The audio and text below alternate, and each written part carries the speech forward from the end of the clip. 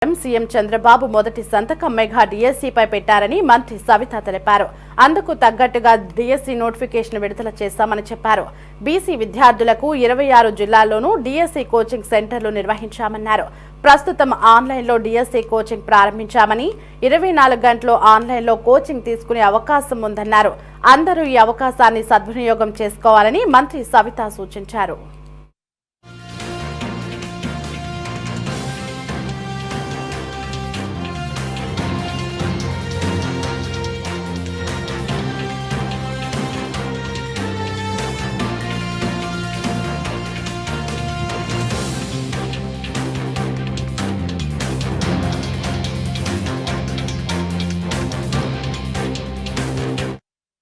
విషయాన్ని కూడా మాకు దశాదిశ నిర్దేశించారు.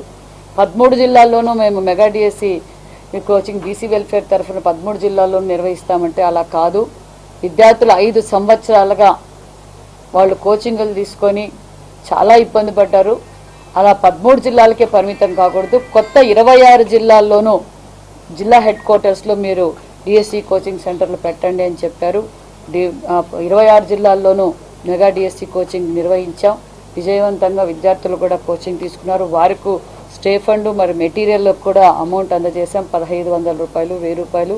అది కూడా ఎఫ్ఆర్ఎస్ పెట్టి ఎవరైతే అటెండెన్స్ ఉన్నవారికే, ఎందుకంటే నాణ్యతమైన కోచింగ్ ప్రైవేట్ కార్పొరేట్ కోచింగ్ సెంటర్లు ధీటుగా దానికన్నా మించిగా ఇప్పుడే ఒక అమ్మాయి కూడా చెప్పింది, బీసీ వెల్ఫేర్ డిపార్ట్మెంట్ తరఫున ఇచ్చిన కోచింగ్ నిజంగా చాలా మెటీరియల్ కూడా బయట కన్నా ఎక్కువగా అందజేశారు మేడం అని ఇందాకే కూడా చెప్పారు.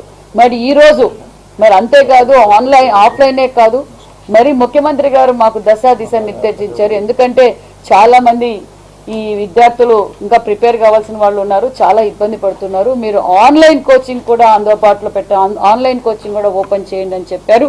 ఈరోజు ఆన్లైన్ కోచింగ్ కూడా ఓపెన్ చేసామన్న విషయాన్ని కూడా మీకు తెలియజేస్తున్నాం. ఎందుకంటే ముఖ్యమంత్రి గారు గత 5 సంవత్సరాలుగా విద్యార్థులు కోచింగుల కోసం డబ్బులు చాలా వృధా చేసుకొని ఇబ్బంది పడుతున్నారు.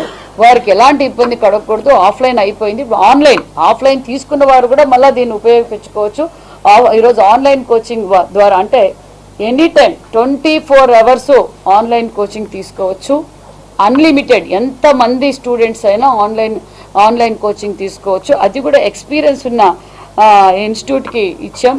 శామ్ ఇన్స్టిట్యూట్ ఆచార్య వారి ద్వారా, ఎందుకంటే గతంలో వాళ్ళకి చాలా ఎక్స్పీరియన్స్ ఉంది. వాళ్ళని సెలెక్ట్ చేసి ఈరోజు ఓపెన్ చేశాం. నేను విద్యార్థులందరికీ తెలియజేసేది ఒకటే, ప్రతి ఒక్కరూ ఈ సువర్ణ అవకాశాన్ని ఉపయోగపెట్టుకోండి. ఎందుకంటే ముఖ్యమంత్రి గారికి ప్రజలు పడుతున్న కష్టాలు తెలుసు కాబట్టి ఆన్లైన్ కోచింగ్ ద్వారా, ఎందుకంటే కొంతమంది ప్రైవేట్ సెక్టార్లో పనిచేస్తూ ఉంటారు, మరి అవుట్సోర్సింగ్ కింద పనిచేస్తూ ఉంటారు. అదేవిధంగా మహిళలు పిల్లలతో ఇబ్బంది పడుతూ ఉంటారు, వాళ్ళు బయటికి రాలేక ఇబ్బంది పడుతున్నారనే ఉద్దేశంతో ఇది ప్రెస్టీజ్గా తీసుకొని ముఖ్యమంత్రి గారు దీన్ని అవకాశాన్ని అందరూ ఉపయోగపెట్టుకుంటారు కాబట్టి మీరు ఆన్లైన్ కోచింగ్ ఓపెన్ చేయండి అని చెప్పారు.